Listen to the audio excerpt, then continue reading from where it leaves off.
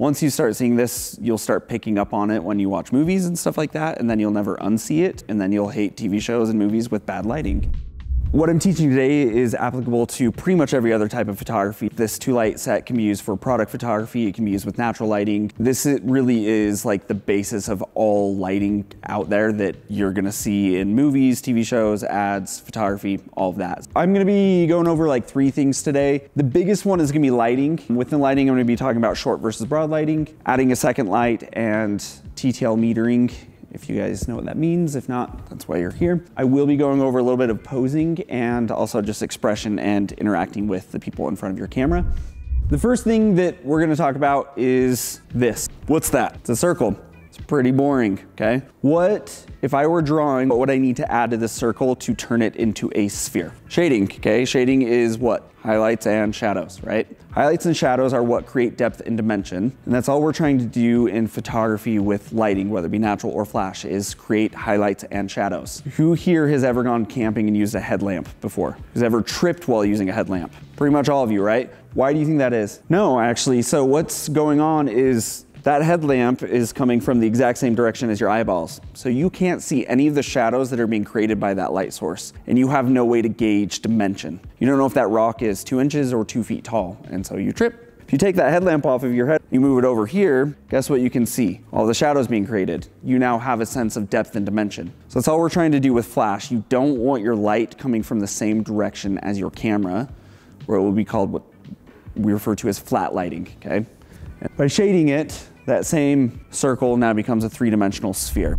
Does anybody know, any guesses what year this painting's from? 1400s, okay? Notice anything about their face? It's pretty flat. It's a famous painting, it's in a museum, but it's super flat, bland, boring. Around 1600, this dude comes around. He changes how portraits are painted. Everything was painted like that last photo. Fully illuminated, flat, bland, boring. What's this guy's name? Rembrandt, okay? Who's heard the term Rembrandt lighting, okay? Painters, he came up with this lighting and started painting all of his portraits with this side lighting or Rembrandt lighting, and that's where we get the term Rembrandt lighting. It is mostly known for this triangle of light on a cheek. That's the dead giveaway of Rembrandt lighting.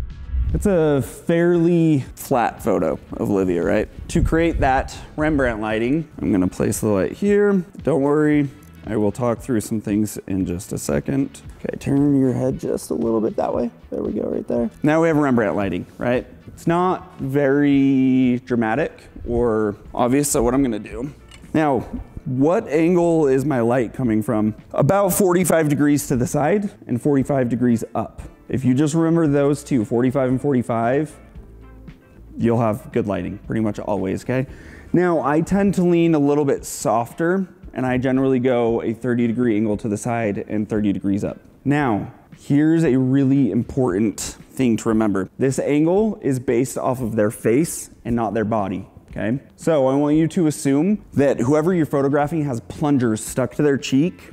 Those little plunger sticks are pointing out from their cheeks at that angle. That's where your light should be, wherever they look, okay? Rembrandt lighting has a couple of different names as well. Does anybody know any of the other terms or names of Rembrandt lighting? The other ones you'll hear will be ratio lighting, because there's a ratio on their face, light, dark. The other is loop lighting. If you look at her nose is creating a shadow, that's referred to as the nose loop. And some people will refer to this as loop lighting. Or you'll hear short or broad lighting. And those two are really important.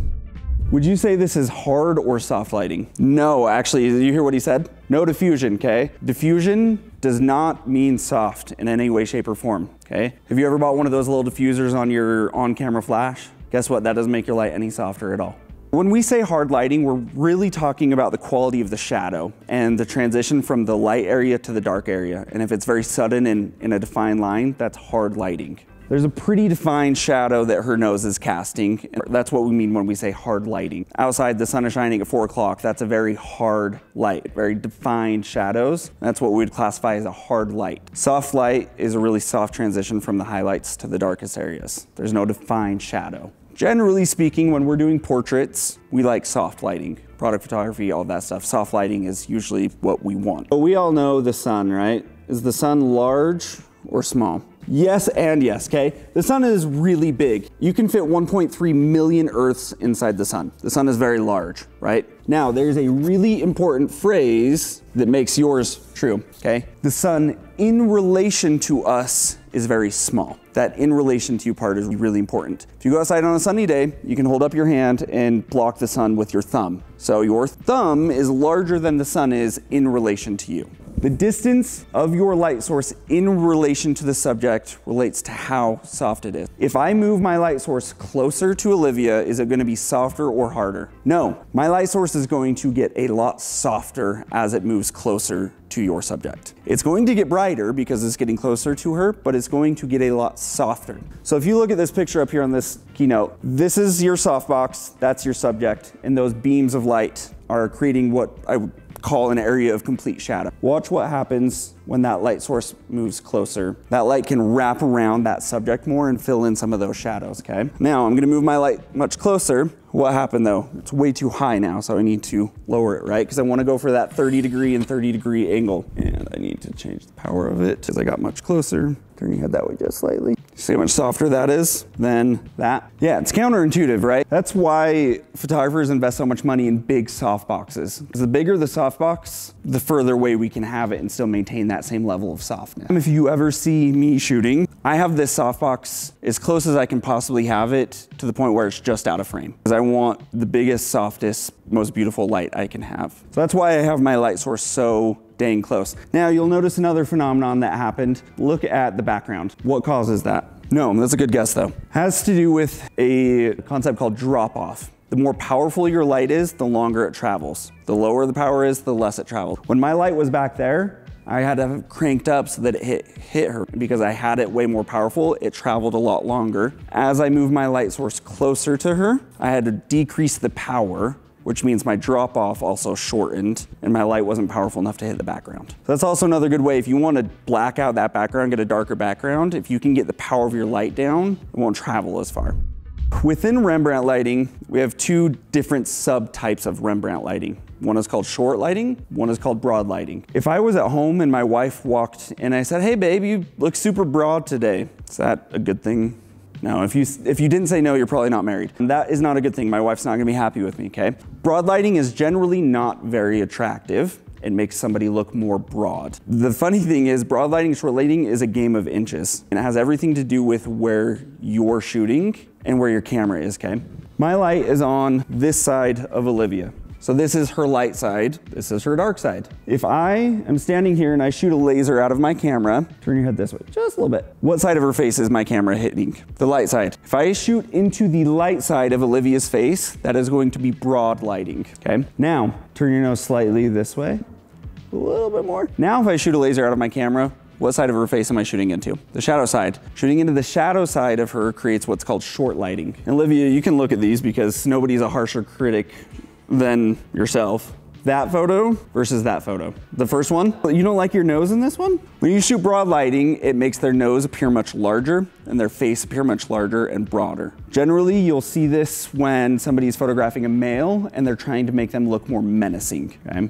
Is when you'll see this broad lighting. The short lighting, other way, it's much more slimming and attractive. The human brain is hardwired that if something is in shadow, we give it less importance. By shooting into the shadow side of her face and seeing the shadows of her nose, we give it less importance. Whereas here, we're shooting onto that broad side of her nose where it's getting blasted with that light, and that's all we see. Now you'll notice it had nothing to do with me moving, because I don't want to shoot onto my background crooked. With a cyc wall, it doesn't matter, it's going to be whatever in the background, but if I'm shooting onto like a brick or something like that, I want to be shooting straight onto that wall. So if you ever watch me shoot, and it's going to happen all the time, I'm going to be like, turn your head that way just a little bit, turn your head that way just a little bit. Because people are naturally going to drift back to like being facing straight onto you because that's normal. Nobody turns away when they're talking. So they'll slowly drift back and you have to remind them, turn your head that way a little bit.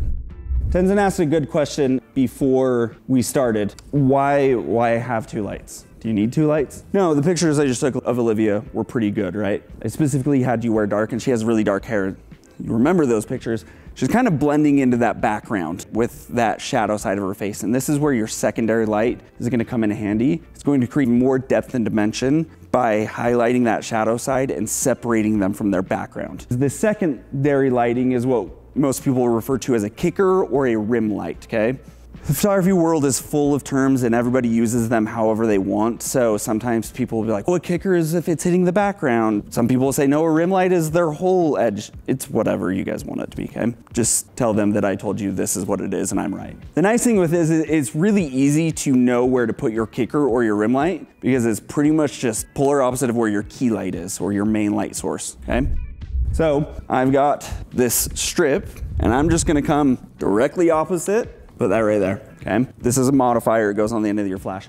Anything that has a front diffusion panel on it like this is going to be a softbox, okay? If it's long and rectangular, we call them strip boxes. This is a softbox, that's a softbox. That's just a strip softbox, okay?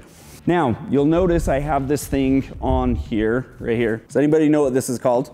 Grid, okay? Grid or an egg crate is the other terminology. What's it used for? Yeah, he said light going less direction. So the best way to say is it prevents spill off, okay? So if you remember, just a minute ago, we talked about the size of your light source. We really care about the size of our light source. What a grid allows you to do is maintain the same size of your light source, the same softness, but just direct it a little bit better. Prevent it from going everywhere, okay? Right now, how many of you can see the white part of this fabric on this light? Let me move it this way. You can all see it, right? Which means this light is hitting all of you. Now, I'm gonna just take the top portion off, okay? Now, if I turn it this way, you can see this part of the light. All of you still can. What about now? No? But you can still see this part, right? So without a grid, this light would hit you and spill off onto you. With the grid though, it's not gonna hit you. This is especially important if you are trying to control the background and what's going on in the background. If I want a dark background and I don't have a grid on, there goes my dark background because my light's gonna be thrown everywhere. So this grid allows me to direct a little bit while still maintaining the same size of light source and the same level of softness. You probably all saw this photo on Instagram when you signed up for it, right? This was the behind the scenes of this. I shot this in this guy's living room. He wanted a blue background, so this light on the bottom is an Aperture 300C or Amaran 300C to get some color. But I shot this with 2 speed lights, 2 small soft boxes in his living room. So I have a key light, I have a kicker light, which is highlighting him here and giving you more of that cinematic look. And that's kind of what that secondary light's gonna do, is give you a little bit more of that cinematic, high-end polish look. You got a second light, you can start charging a lot more money.